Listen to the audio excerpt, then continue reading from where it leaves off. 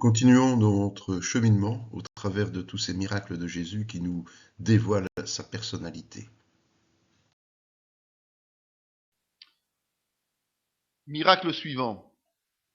Il y a relaté 2 multiplications des pains. En fait, le pain, c'est la source de vie, c'est ce qui nous fait vivre. Le pain, la manne dans le désert, ça nous fait penser à ça. Il y en a eu 2 racontés dans la parole de Dieu. Nous allons les voir. D'abord la première. La première, et c'est assez étonnant, c'est le seul miracle qui est raconté dans les 4 évangiles. C'est assez spécial que pour le souligner. On va peut-être prendre celui de Jean, qui nous dit ceci, au chapitre 6, verset 5.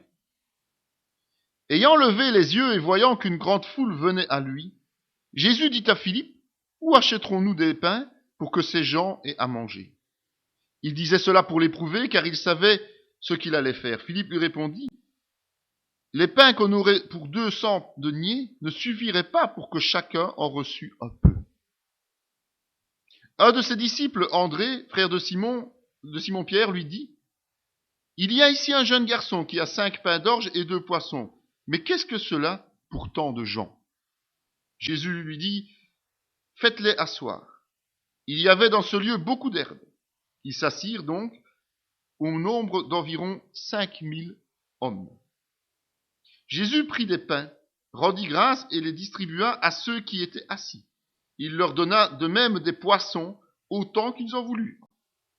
Lorsqu'ils furent rassasiés, il dit à ses disciples, ramassez les morceaux qui restent, afin que rien ne se perde. Ils les ramassèrent donc et ils remplirent donc 12 paniers avec les morceaux qui restaient, des 5 pains d'orge, après que tous eurent mangé. Ces gens, ayant vu le miracle que Jésus avait fait, disaient, celui-ci est vraiment le prophète qui doit venir dans le monde.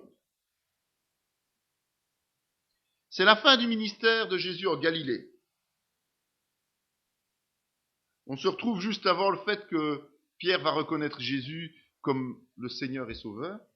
On se trouve avant le moment de la transfiguration, pour un peu situer le miracle. Après la Galilée, je vous rappelle que Jésus va aller en Pérée et puis en Judée avant de rentrer en Jérusalem. Donc on est quand même assez tôt dans le ministère de Jésus, on est dans la première partie du ministère de Jésus. La Pâque est proche à ce moment-là et Jésus vient d'inviter les 12 à se reposer, puisque bon, vous savez que c'était tout le temps sur la route, tout le temps marché. Comme le dit la parole, Jésus n'avait même pas une pierre pour reposer sa tête. C'est un travail d'évangélisation, évidemment, mais comme toujours, la foule est derrière. Et quand ils veulent se reposer, malheureusement, quelque part, et heureusement d'un autre côté, puisqu'il peut annoncer la bonne nouvelle et montrer la puissance de Dieu, la foule suit. Et cette foule, il va pas la chasser. Cette foule, comme d'habitude, Jésus l'accueille. Un miracle tel que celui-là, ça va quand même montrer une chose, c'est que Jésus est bien le Fils de Dieu. Il a bien cette puissance qui vient de Dieu. C'est important quand même de se rendre compte de ça. Pourquoi? Parce qu'il y a quand même des signes importants à se rendre compte. C'est que d'abord, il a de la compassion pour la foule. Il aime ces gens qui sont là et qui, quelque part, n'ont pas pris leurs précautions, sont en train de l'écouter et de le suivre aveuglément, et qui arrivent dans une situation où ils vont avoir le ventre creux toute la nuit si Jésus ne veille pas sur eux. Il a cet amour pour eux.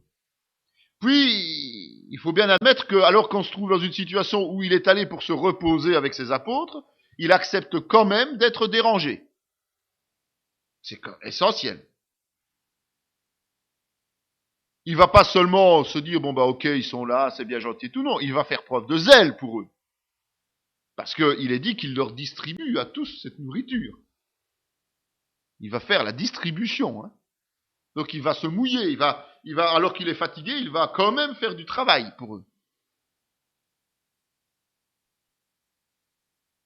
On pourrait se dire, il aurait pu se garder le bon morceau et distribuer le commun au simple des mortels, mais non, il va faire un repas simple avec eux au milieu d'eux. Il va pas se mettre en évidence, il prie, il rend grâce, Il va manger avec eux, tout à fait naturellement. Il est simple parmi les simples, tout simplement. C'est l'humilité, ça, rien de plus, rien de moins. Évidemment, ce qui fait qu'il est aussi fils de Dieu et le plus visible, c'est qu'il détient une puissance surnaturelle aux yeux des hommes. C'est naturel aux yeux de Dieu. Mais il détient cette puissance surnaturelle en faisant un miracle qui, franchement, on parle de 5000 hommes. Parce qu'à l'époque, on recensait les hommes, jamais les femmes et les bambins. Donc, ça veut dire que c'est peut-être plus que 5000, et nettement plus que 5000. Mais on retient 5000. C'est le chiffre quand même important, mais c'est 5000 hommes, on est bien d'accord.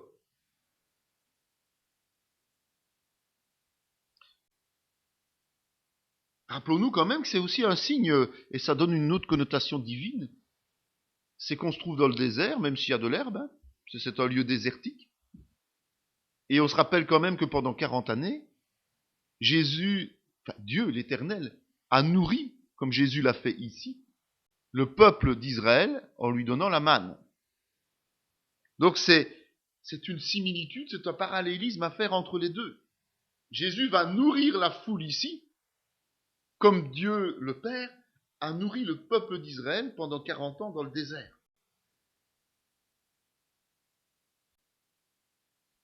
Autre remarque quand même, c'est qu'à cette époque-là, il y avait le fameux tabernacle. Vous vous souvenez du tabernacle?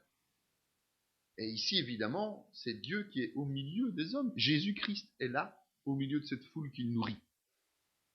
Signe concret que c'est bien Dieu qui est présent au travers de Jésus-Christ.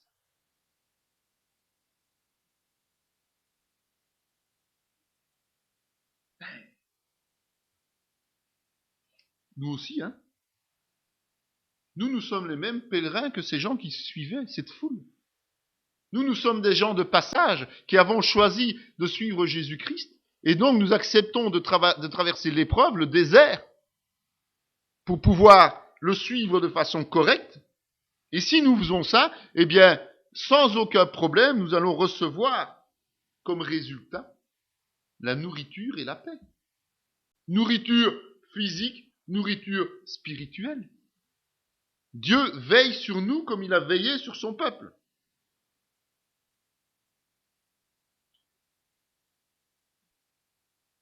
Mais ça va plus loin pour nous les chrétiens. Parce que là, Dieu veillait sur son peuple qui était dans le désert. Ici, Jésus va s'occuper d'une foule qui n'est pas encore acquise à Dieu comme à 100%, qui n'est pas convertie, mais nous sommes convertis. Nous avons donné notre vie à Jésus-Christ. Et on va voir que, au travers du comportement des apôtres, on va pouvoir peut-être déceler une parcelle de notre manière de nous conduire en tant que serviteurs de Dieu. Mais c'est pas compliqué, c'est que si Jésus faisait preuve de compassion pour la foule, mais nous devons faire preuve de compassion pour ceux que le Seigneur nous confie. On doit s'inquiéter pour eux. Ça ne veut pas dire qu'il faut faire tous les caprices. Ça ne veut pas dire qu'il faut fermer les yeux sur tous les excès et les abus. Ça veut tout simplement dire que l'on doit porter de l'intérêt, un intérêt sans attendre de retour personnel, mais un intérêt privilégié pour ceux que le Seigneur nous confie. Nous devons faire preuve de responsabilité. C'est-à-dire que nous ne devons pas nous esquiver lorsqu'un problème arrive. Nous devons assumer. C'est-à-dire que nous devons prendre sur nous-mêmes cette charge qui est là, pas comme les disciples l'ont fait à ce moment-là avec Jésus, en disant Jésus, écoute, nous pas à manger, on va les renvoyer. On va les renvoyer chez eux, vite fait, bien fait. Nous, on a quand même quelques pains, quelques poissons, grâce à ce petit garçon. Certainement, dans leur tête, c'est on va renvoyer tout le monde, mais on va garder le jeune. Ben oui, c'était ça, humainement, c'était ça. Mais en réalité, c'est pas ça qu'on doit faire. C'est faire ce que Jésus a fait, c'est-à-dire être responsable, ne pas s'esquiver et assumer la responsabilité, même pour les autres s'ils n'assument pas, parce qu'ils nous sont confiés.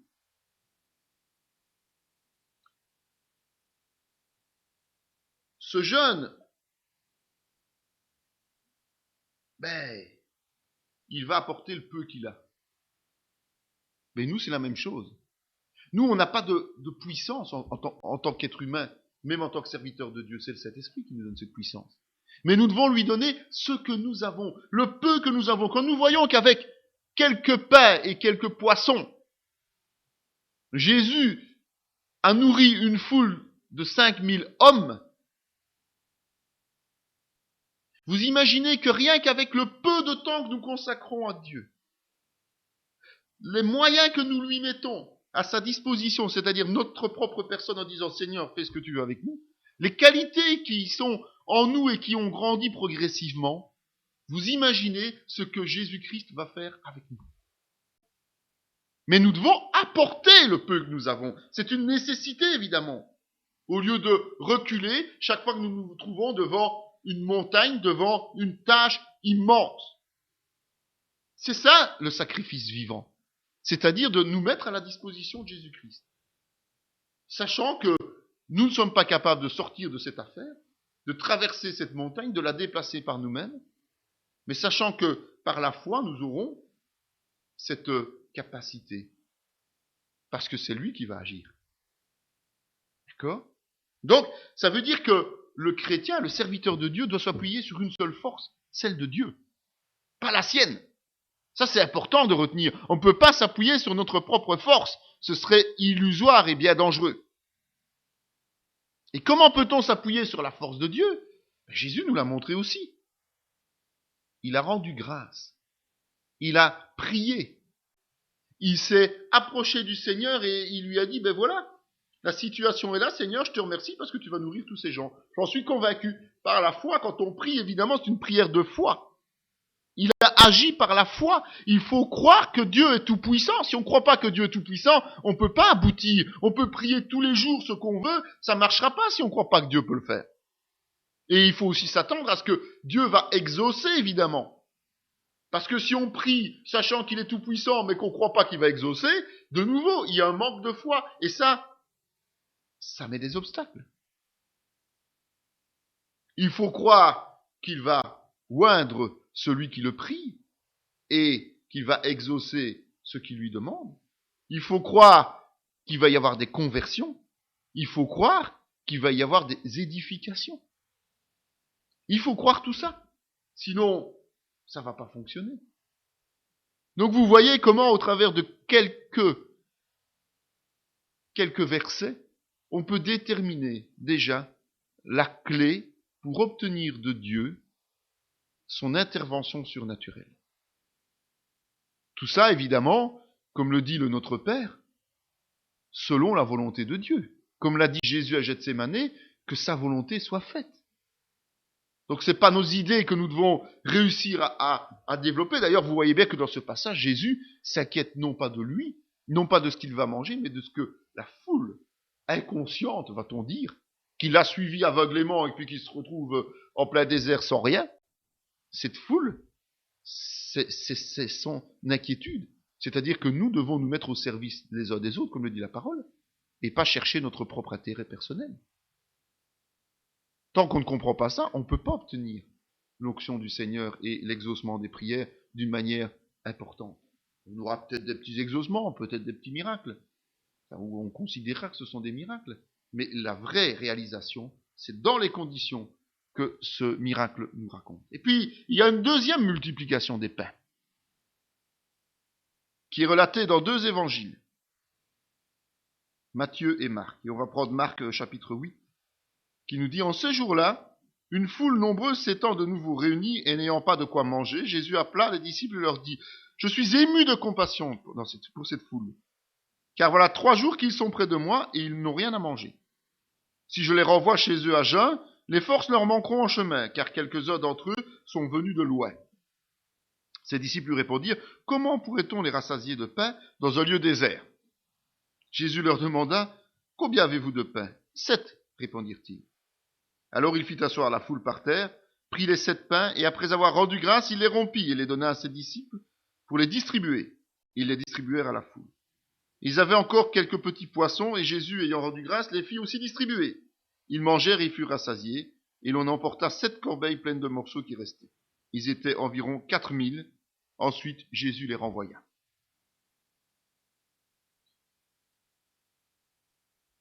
C'est un peu la même chose, hein. C'est un peu la même chose. Et il y a deux points communs importants.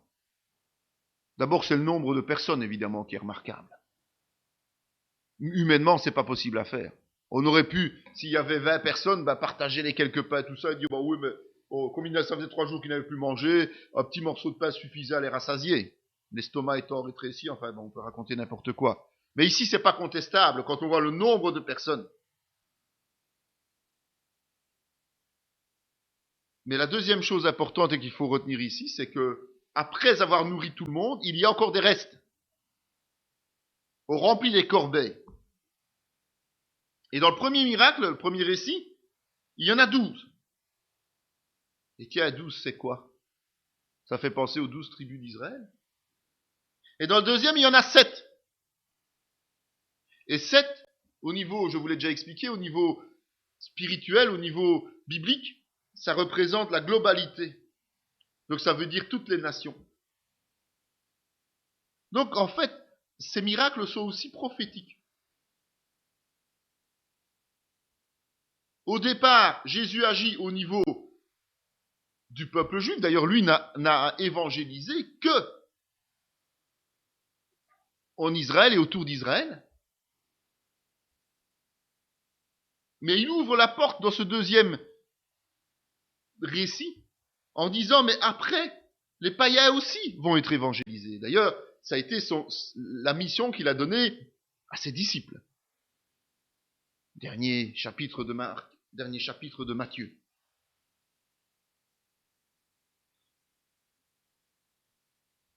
On voit qu'il y a la même chose. Quand il a envoyé en mission ses disciples, d'abord les 12, il les a envoyés où? Dans les villages juifs, uniquement. Il leur a interdit d'aller au-delà. Mais après avoir envoyé les 70 de nouveau vers les Juifs, il nous envoie, nous, et tous ceux qui ont suivi, dont Paul a été un des premiers, vers les païens. Ça a d'ailleurs été la discussion entre Pierre et Paul de qui fait quoi. Et Pierre lui-même a attesté, au niveau de Corneille et de sa famille, que les païens avaient aussi l'ouverture du royaume de Dieu. Eh bien, ces miracles sont des miracles prophétiques qui annoncent cela. Donc, quand on veut prendre la peine d'étudier la parole, on se rend quand même compte à quel point les mystères sont précis. Et si on ne prend pas la peine de l'étudier, on ne s'en rend pas compte, évidemment. Que Jésus a un ministère complet, et que même avant qu'on officialise les choses du temps des apôtres, après l'ascension de Jésus, lui-même avait déjà annoncé que c'était dans le monde entier que le royaume de Dieu serait recruté. Et ça, c'est important, évidemment, de s'en rendre compte. Parce que ça prouve le lien entre justement cette parole de Dieu, cette Bible, qui nous annonce la venue de Jésus, qui nous annonce le Messie, qui nous annonce la complémentarité avec l'ouverture de l'Église par Pierre et les autres apôtres, évidemment. C'est une logique même que Dieu a développée depuis le début, depuis le moment où il a pensé à créer. Eh bien, il avait déjà prévu que nous serions inclus dans ses plans. Et puis après, tout ce qui nous attend, et ce qui est là merveilleux, évidemment.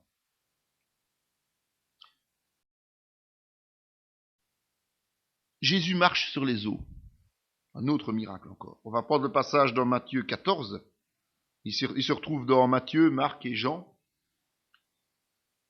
Aussitôt après, il obligea les disciples à monter dans la barque et à passer avant lui de l'autre côté, pendant qu'il renverrait la foule. Quand il l'eut renvoyé, il monta sur la montagne pour prier à l'écart, et comme le soir était venu, il était là seul. La barque, déjà au milieu de la mer, était battue par les flots car le vent était contraire. À la 4e veille de la nuit, Jésus alla vers eux, marchant sur la mer. Quand les disciples le virent marcher sur la mer, ils furent troublés et dirent « C'est un fantôme !» Et dans leur frayeur, ils poussèrent des cris. Jésus leur dit aussitôt, rassurez-vous, c'est moi, n'ayez pas peur. Pierre lui répondit, Seigneur, si c'est toi, ordonne que j'aille vers toi sur les eaux. Il lui dit, viens. Pierre sortit de la barque et marcha sur les eaux pour aller vers Jésus. Mais voyant que le vent était fort, il eut peur. Et comme il commençait à s'enfoncer, il s'écria, Seigneur, sauve-moi. Aussitôt Jésus étendit la main, le saisit et lui dit, homme de peu de foi, pourquoi as-tu douté? Ils montèrent dans la barque et le vent cessa. Ça vient juste après les multiplications des pains. Donc les apôtres ont quand même pu voir ce que Jésus est capable de faire. Et c'est vrai que on voit, et c'est nécessaire, et il faut bien en tenir compte, que une fois que Jésus a agi au nom de Dieu, à un moment donné, il se ressource. Et sa ressource, c'est quoi? C'est Dieu lui-même. Donc c'est-à-dire qu'il se met à part pour prier. Il faut absolument, et il faut que les chrétiens comprennent que sans la prière et sans en prendre un temps avec Dieu, on ne peut pas avancer. C'est indispensable, c'est vital spirituellement. Il faut se ressourcer auprès du Père si on veut être efficace tout le reste de la journée et de notre vie. Si on ne prend pas le temps, une fois qu'on est dans l'effervescence de se dire, oh là, attention, maintenant je prends un peu de temps de recul, je me remets devant Dieu, eh bien, on ne peut pas fonctionner. Les disciples s'en vont, ils n'ont pas encore compris ça. Mais Jésus n'est pas inquiet de ça, puisqu'il connaît bien ses disciples et il sait à quoi il va les amener. Mais eux s'en vont, commencent déjà leur traversée pour pas arriver trop tard de l'autre côté, et Jésus, lui, se retire.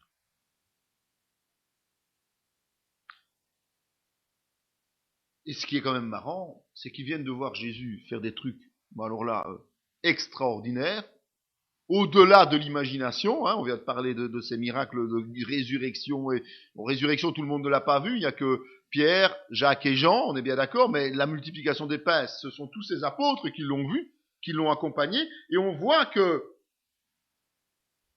malgré tout, quand Jésus les rejoint de façon surnaturelle, eh bien, au lieu d'être peut-être admiratif, eh bien non, ils paniquent. Ils le prennent pour un fantôme. C'est quand même, la logique de l'homme est quand même très compliquée. Elle est quand même anormale quelque part.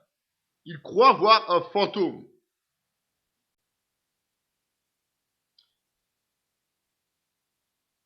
Et c'est vrai que, il y a de l'incrédulité.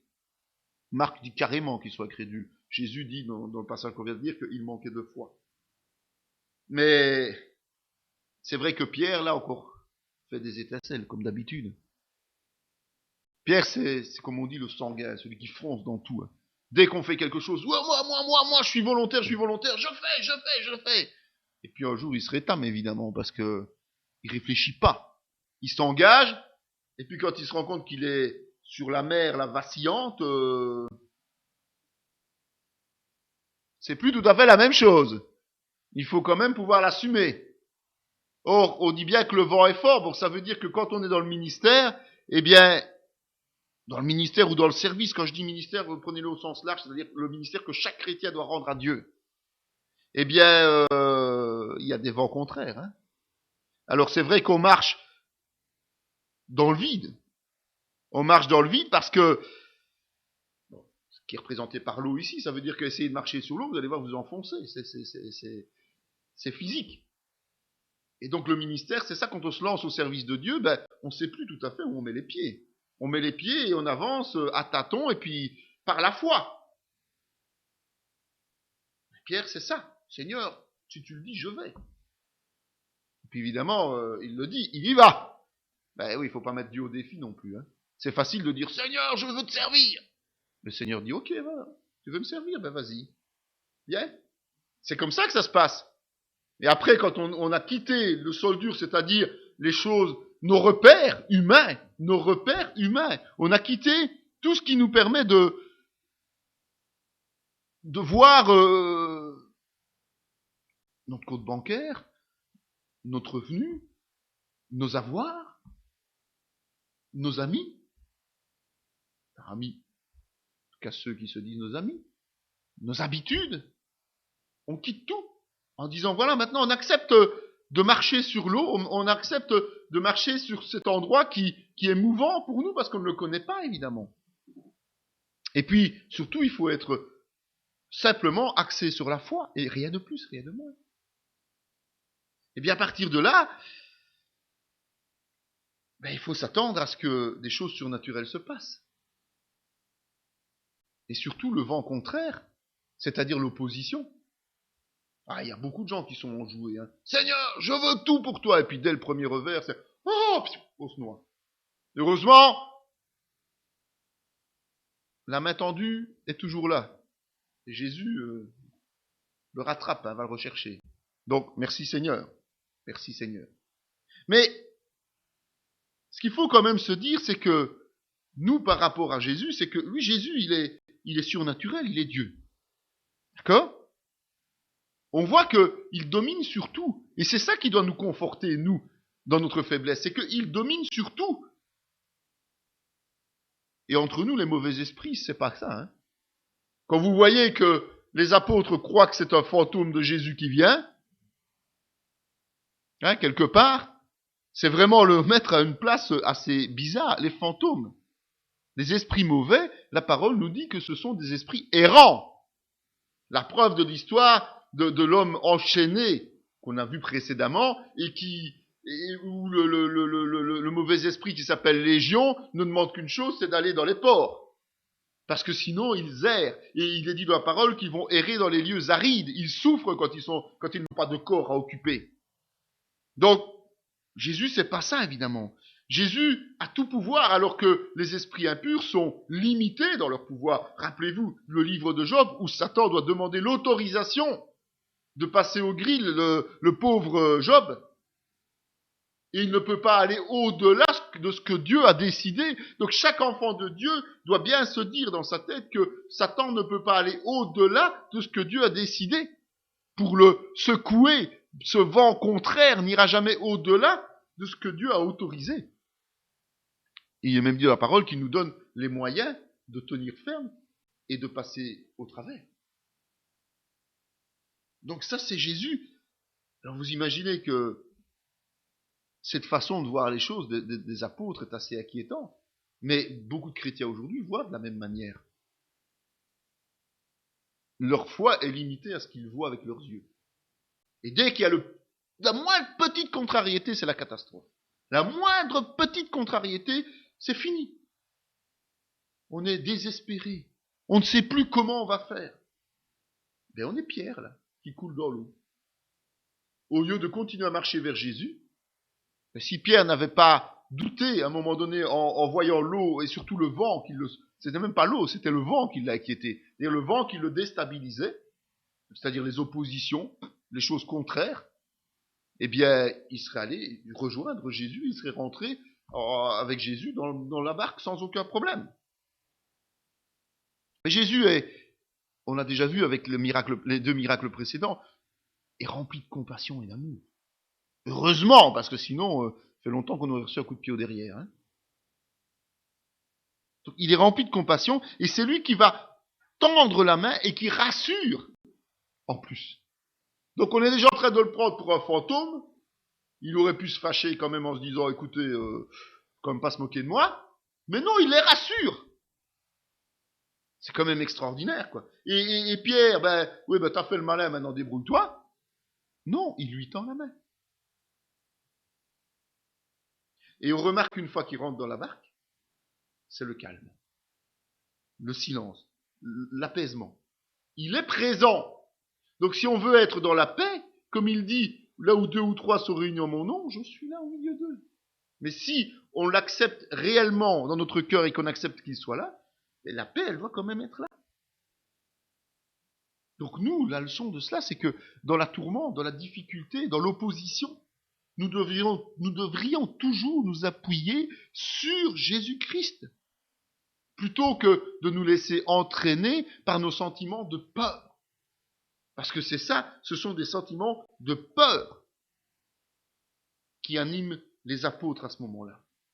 Donc, soyons attentifs à cela et essayons de bien comprendre ce que Jésus veut de nous. La guérison d'une fille maintenant, la fille d'une femme non juive. Et ça, c'est un peu particulier, évidemment. Dans Matthieu 13, il est dit, Jésus étant parti de là, se retira dans le territoire de Tyr et de Sidon. Et voici, une femme cananéenne qui venait de ces contrées lui cria « Aie pitié de moi, Seigneur, fils de David, ma fille est cruellement tourmentée par le démon. » Il ne lui répondit pas un mot, et ses disciples s'approchèrent et lui dirent avec instance « Renvoie-la, car elle crie derrière nous. » Il répondit « Je n'ai été envoyé qu'aux brebis perdues de la maison d'Israël. » Mais elle vint se prosterner devant lui, disant « Seigneur, secours-moi. » Il répondit « Il n'est pas bien de prendre le pain des enfants et de le jeter aux petits chiens. »« Oui, Seigneur, dit-elle, mais les petits chiens mangent les miettes qui tombent de la table de leur maître. » Alors Jésus lui dit « Femme, ta foi est grande, qu'il te soit fait comme tu veux. » Et à l'heure même, sa fille fut guérie. On voit ici de nouveau que c'est le principe qui a provoqué ça, c'est la foi. C'est la foi. Et c'est en fait cette foi-là qui a provoqué le départ de ce démon, puisqu'elle était démoniaque. C'est la vraie foi spirituelle, comme on peut dire. Comme je vous disais tout à l'heure, croire, tout le monde peut croire. Mais en quoi croit-on? Comment peut-on croire? C'est la vraie foi qui va permettre de trouver les bons mots, les bons arguments, la manière de présenter les choses dans nos prières pour obtenir un exaucement. Il est dit que quand on n'arrive plus à trouver les mots, c'est le Saint-Esprit prend le relais. Par des soupirs inexprimables, il prononce ce dont nous avons besoin. Et on voit la répartie de la dame. Quand Jésus lui dit, écoute, moi je ne suis pas venu pour vous, je suis venu pour les enfants d'Israël. Et uniquement les enfants d'Israël, c'est mon ministère. Donc même Jésus lui-même, fils de Dieu, respectait les règles que Dieu avait établies. Il n'outrepassait pas ces règles-là. Et donc il lui dit, je ne suis pas venu pour toi, je suis venu pour les enfants d'Israël. Il n'y a rien à faire. Mais en disant ça, évidemment, il savait qu'il allait agir quelque part, qu'il allait titiller. Et en lui disant ça, il a provoqué une réaction chez cette femme. Et une réaction qui est assez particulière, puisque lui, lorsqu'il s'est tu, elle a engagé sa foi. Elle s'est dit, mais moi je crois. Je sais que tu peux faire ça. Et alors il agit par rapport à ce qu'elle sait, à ce qu'elle est convaincue. C'est pour ça que je dis toujours, quand vous priez, soyez convaincus de ce que vous demandez.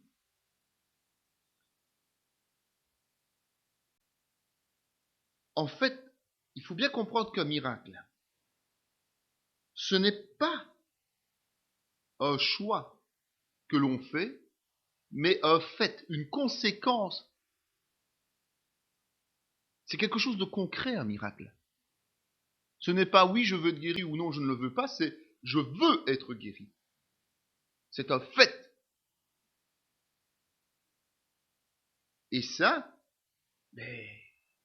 c'est au cours du combat spirituel que ça se passe. On est en plein milieu. Rappelez-vous, on parlait de la mer déchaînée tout à l'heure. Mais c'est ça en fait. Le miracle, il s'accomplit dans le déchaînement. Mais c'est un fait. Ce n'est pas un choix, une possibilité, une éventualité. Comme je l'ai dit tout à l'heure, rappelons-nous que Jésus est d'abord venu pour Israël. Et que nous bénéficions des restes. C'est-à-dire, les restes, c'est que ce qu'on n'a pas voulu, ce qu'on a rejeté, ce que, quand vous mangez quelque chose, il y a des restes, vous les jetez à la poubelle. Eh bien, le monde, les païens, nous avons hérité de ces restes. Mais ces restes-là, ils sont terribles. Ils sont immenses, évidemment. Puisque les Juifs ont rejeté qui? Jésus. Ils l'ont rejeté, Jésus. Donc nous avons hérité de Jésus parce que les Juifs l'ont rejeté. Nous avons les restes. Et cette dame cananéenne était l'ouverture de cela. Donc déjà que même si Jésus était venu pour Israël, il y avait des restes qui tombaient. Et elle a su saisir ce reste. Alors à nous de saisir le reste que les Juifs ont rejeté, c'est-à-dire Jésus.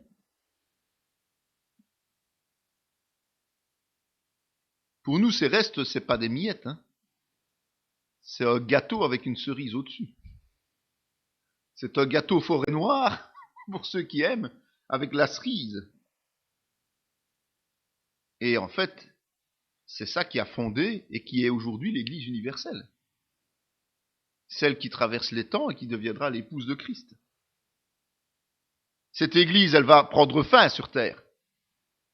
Avant que la terre et les cieux disparaissent, elle prendra fin, cette Église sur terre. Elle n'existera plus, l'Église sur terre, un jour, parce qu'elle sera transportée dans le ciel.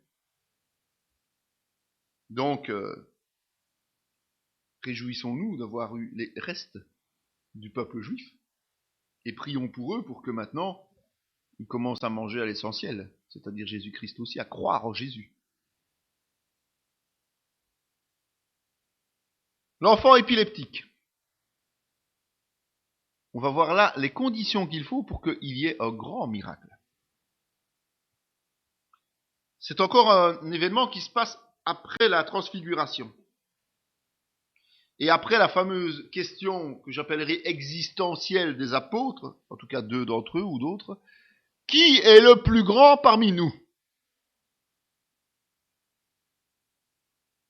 C'est aussi à ce moment-là que Jésus va annoncer sa mort prochaine. Et de nouveau, on va prendre le récit. Il est relaté dans Matthieu, dans Marc et dans Luc, mais il est le plus conséquent dans Marc, donc nous allons prendre celui-là. Chapitre 9. Et un homme de la foule lui répondit, « Maître, j'ai amené auprès de toi mon fils, qui est possédé d'un esprit muet. En quelques lieux qu'il le saisisse, il le jette par terre. L'enfant écume, grince des dents et devient tout raide. J'ai prié les disciples de chasser l'esprit, ils n'ont pas pu. Race incrédule, leur dit Jésus, jusqu'à quand serai-je avec vous? Jusqu'à quand vous supporterai-je? Amenez-le. On lui amena. Et aussitôt que l'enfant vit Jésus, l'esprit l'agita avec violence. Il tomba par terre et se roulait en écumant. Jésus demanda au Père, « Combien y a-t-il de temps que cela lui arrive ?» « Depuis son enfance, répondit-il. Et souvent, l'esprit l'a jeté dans le feu et dans l'eau pour le faire périr. Mais si tu peux quelque chose, viens à notre secours, aie compassion de nous. Jésus lui dit, « Si tu peux, tout est possible à celui qui croit. » Aussitôt le père de l'enfant s'écria, « Je crois, viens au secours de mon incrédulité. » Jésus, voyant accourir la foule, menaça l'esprit impur et lui dit, « Esprit muet et sourd, je t'ordonne, sors de cet enfant et n'y rentre plus. » Il sortit en poussant des cris et en l'agitant avec une grande violence. L'enfant devint comme mort, de sorte que plusieurs disaient qu'il était mort. Mais Jésus, l'ayant pris par la main, le fit lever, et il se tint debout. Quand Jésus fut entré dans la maison, ses disciples lui demandèrent en particulier, « Pourquoi n'avons-nous pu chasser cet esprit ?» Et il leur dit, « Cette espèce-là ne peut sortir que par la prière. » Et Matthieu rajoute, par la prière et le jeûne.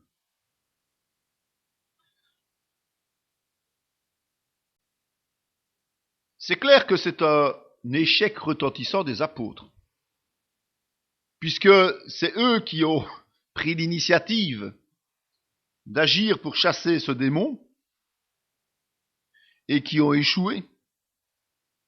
Alors quand on disait tout à l'heure, c'est vrai que Jésus s'est adressé vigoureusement à Pierre pour lui dire « Arrière de moi Satan », ben on voit qu'ici il s'adresse à tous les apôtres en les traitant d'incrédules. Il s'est fâché contre tout le monde là. Il n'est pas content, Jésus. Pas content du manque de foi de ses disciples. Donc quand on manque de foi, il ne doit pas être content de nous non plus. C'est un fait certain. Ça doit l'énerver, ça. Ça doit vraiment l'énerver de notre manque de foi. C'est un échec. Et la foi, elle est indispensable pour délivrer quelqu'un. Elle est indispensable pour apporter une guérison. Mais pas toujours suffisante non plus. Parce qu'il y a des tas de gens qui ont, disent-ils, une foi extraordinaire, ils vont tout faire. Mais il y a des cas difficiles. Il y a des cas quasi désespérés, aux yeux des hommes tout à fait désespérés. Il y a des situations, il faut bien comprendre que c'est un combat spirituel, ce n'est pas quelque chose qui se passe ici. Nous ne luttons pas contre les hommes, mais nous luttons contre les pouvoirs, domination, principauté, autorité et autres, comme le disait Paul. Et donc, il faut non seulement la foi, mais dans les cas difficiles, il faut aussi savoir s'investir personnellement. Pas seulement en conviction, pas seulement en parole, mais surtout en intercession et en jeûne. Ça demande un sacrifice personnel. Ça demande une discipline. Et ça s'appelle le sacrifice de soi. On ne peut pas remporter les victoires si on ne paye pas le prix nous-mêmes. Mais si on le fait, la réussite est garantie. La victoire est promise.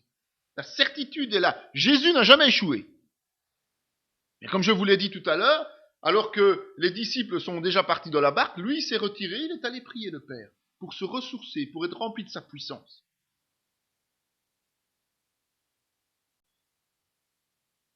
Un autre point qu'il faut remarquer quand même, c'est le comportement de cet esprit impur lorsque Jésus approche, lorsque Jésus est présent, lorsque le chrétien rempli de l'esprit est face à quelqu'un qui est occupé par un esprit impur, eh bien il ne faut pas s'étonner qu'il y ait des manifestations bizarres peut-être aux yeux des hommes, mais bien concrètes.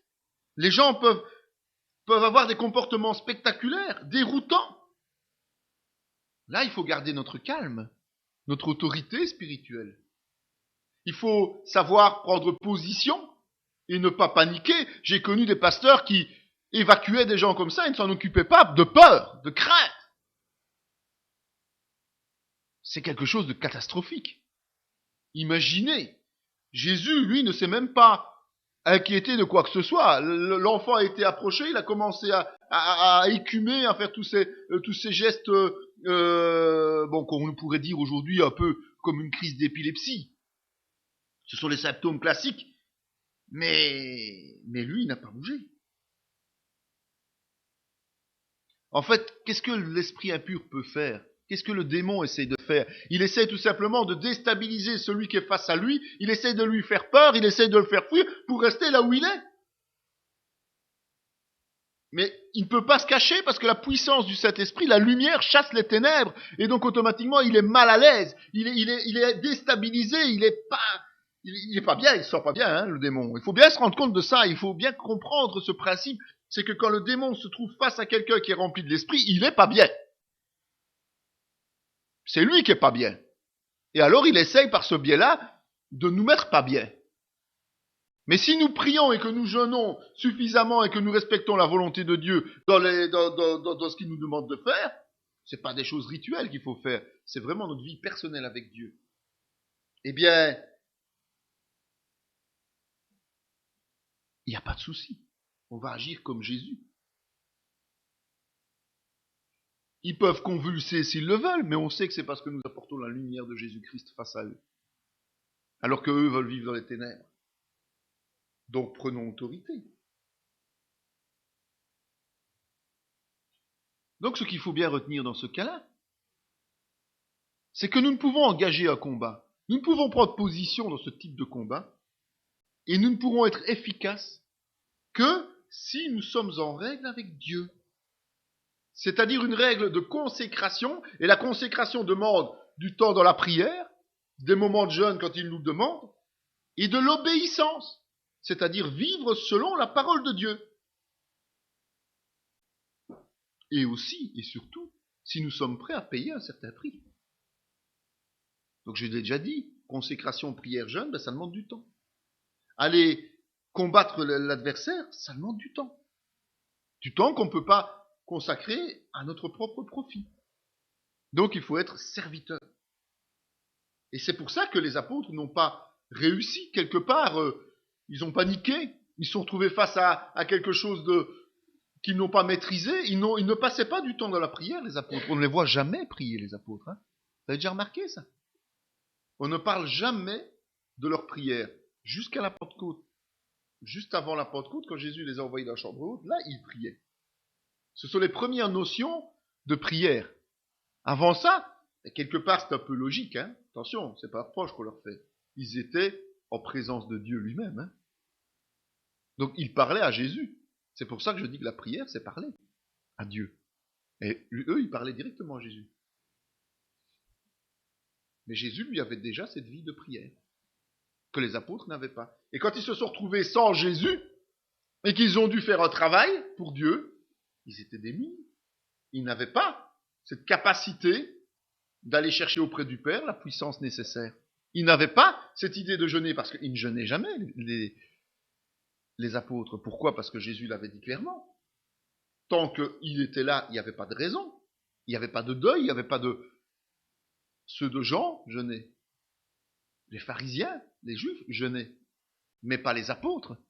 Mais quand Jésus s'est éloigné d'eux, ils ont commencé à jeûner et à prier. Mais à ce moment-là, ils ont été perdus. Parce que justement, il y avait quelque chose qui était manquant. Et c'est important aussi.